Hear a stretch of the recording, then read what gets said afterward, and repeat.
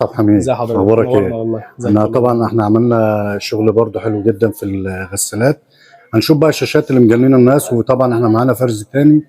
وفرز تاني يا جماعه عشان اقول لكم برضه الشاشه مش بايظه، ما فيهاش مشاكل، ما فيهاش عيوب. عايز برضه اوضح نقطه مهمه جدا، الشاشات بتبقى اما ان الضمان بتاعها بيبقى 6 شهور، او ان هي بتكون موديل قديم، ده لو ال جي. اما بالنسبه للسامسونج هنتكلم عنها دلوقتي. دي يو 8000 اف موديل السنه دي. حلو. وفي نقطه، في ناس بتنزل برضه فرز تاني في السامسونج ليه؟ بيقول لك رمود مختلف، مش بتاعها الاصلي. كان انا عندي نازله بس فرز تاني لاجل حاجه واحده بس، لاجل هي الكرتونه بتاعتها مش احسن حاجه طبعا. هي طبعا ايه، لازم مقطوعه شويه مش تبقى موضحه كل حاجه. تمام. بس دي نازله بكل حاجه، نازله معاك بالريموت بتاعها. قرب كده يا ريموت بتاعها تمام، مش اي مشكله. ده ريموت سامسونج الاصلي. لازم مش نازله زي ما انت شايف اهو، سمارت 4K فول اتش دي. بتبقى عندك طبعا ريسيفر داخلي، ريسيفر بلتين داخلي، فيها كل حاجه بقى، كل الاوبشنز اللي انت عايزها. طبعا سماعات محيطيه، طبعا دي 85 بوصه. 85 كام؟ بوصه، 85 بوصه 85 بوصه عشان تبقى شايف. بص الحجم معاك اهو، قرب على الحجم. كمان حجمها كبيره يا جماعه، في الطبيعه طبعا مش عارف هي ظاهره معانا ولا ايه، بس دي 85 بوصه. 85 بوصه طبعا. الالوان لازم بتاعتها بسم الله ما شاء الله اه، لازم ما منها فيهاش طبعا. غلطه. بصوا بعد اذنك، بصوا اتفضل.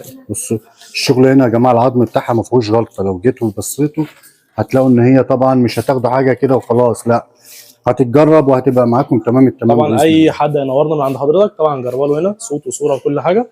وطبعا دي حاجه فيها برضو خاصيه اللي هي الدولبي، اللي هو في الاوديو نفسه اللي هو بتاع الصوت.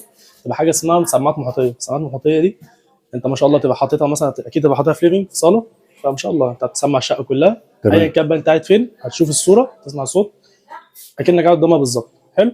طبعا بيبقى زي فيها خاصيه ساوند سيستم كده، كل حاجه، كانك جايب عده صوت في البيت. حلو. فاهمني؟ في نفس الوقت هي برضه بتبقى سمارت، تشغل كل حاجه بقى، يوتيوب، نتفليكس، تمام. شاهد طبعا. انت كل ده بتشترك فيه وتشتغل. ما هي عشان برضه هي موديل السنه دي، يعني موديل هي السنه مش دي متاخره ما شاء الله، حاجه والله اكبر عليها.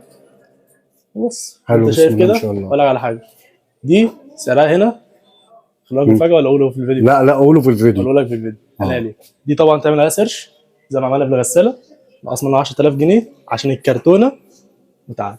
حلو جدا، حلو جدا بسم الله ما شاء الله. طبعا وغير الكلام ده كله يا جماعه، في اي حد هيجي تبعنا هيبقى ليه برضه طبعا اللي انتوا عايزينه. طبعا في نفس الوقت احنا نزل عندنا ال3 مقاسات، 85 55 58، كلهم زي نفس الحاله زي ما انت حضرتك شفتها هنا.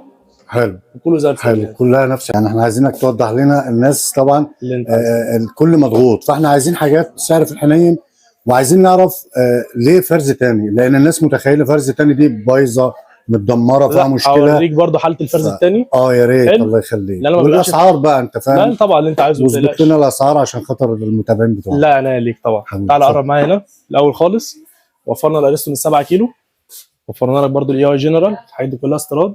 فرز تاني، حاجات من انضف الحاجات. تعالى بقى اتفرج على حاله الفرز الثاني. دي طبعا محجوزه، طبعا حد جه شافها وحجزها، صورها لك برضه. بص الحله عامله ازاي، بسم الله ما شاء الله. طبعا دي اريستون 7 كيلو ديجيتال، كل البرامج دي كنا عاملين عليها عرض، بقينا بدل من 19 ونص ب 16000 جنيه بس. طبعا هي كانت 19 ونص وفرز تاني، يعني الفرز الاول بتاعها معدل حاجه 20000 جنيه. انا عايز اعرف فرز تاني ليه؟ هقول لك ليه. شايف شويه خرابيش بسيطه من فوق.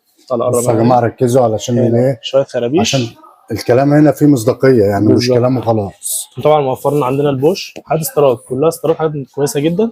عندك الاي اي جنرال، الغساله دي يا جدعان استيراد امريكي، تقفيل امريكي، من احسن الغسالات اللي انت ممكن تشوفها في حياتك. بص الحله عامله ازاي، حاجه الله اكبر عليها. وطبعا ده فرز ليه؟ عايز اقول لك بالسيريال نمبر، بكل ورقه، بالكتالوج، بكل حاجه. ونازله فرز تاني ليه؟ عشان هي استيراد مش اكتر. عشان هي استيراد، ضمان مش هتدفع علينا في مصر. طبعا لاجل المصداقيه اللي احنا لازم اديك ضمان سنه من هنا، تتاكد ان الجهاز شغال معاك باستمراريه كويسه. يعني الضمان مش موجود بره، الضمان موجود هنا تبع المعرض بس. لا تبع ضمان سنه من المعرض. ضمان سنه معرض ليه؟ ان انت تطمن ان الجهاز ماشي معاك مستقر، مفيش اي مشاكل. فاهمني؟